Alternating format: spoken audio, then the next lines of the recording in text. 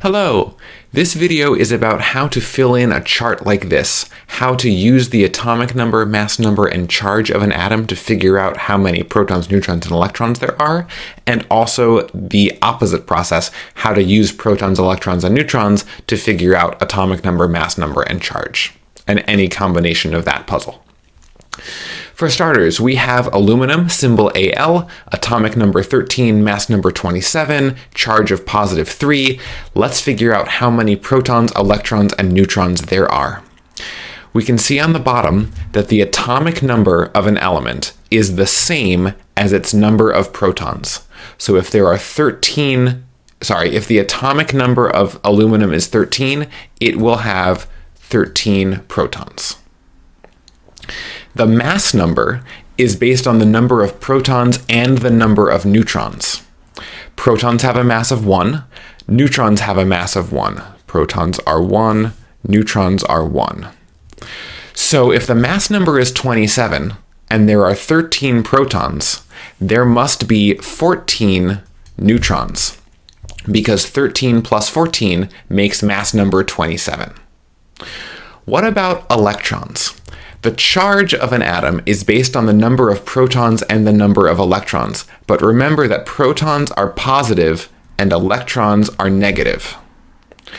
If we have a charge of positive 3, that means there are 3 more protons than there are electrons. So if there are 13 protons, remember we can't change that because that's the atomic number and that defines aluminum. But if there are 13 protons, there have to be 3 fewer electrons. So that would mean that there are 10 electrons in this atom of aluminum. That's the first example. Let's try one more. In the second example, we don't even know what the name of the element is. So how can we figure this out? Let's do some processes in reverse. We know that the mass number is 3 and that there are 2 neutrons. Again, the mass number is the number of neutrons and protons. So if there are 3 mass and 2 neutrons, there must be 1 proton. The atomic number is the number of protons. So that means the atomic number is 1. The atomic number defines the element. So now I need a periodic table. I'm looking for which element has atomic number 1.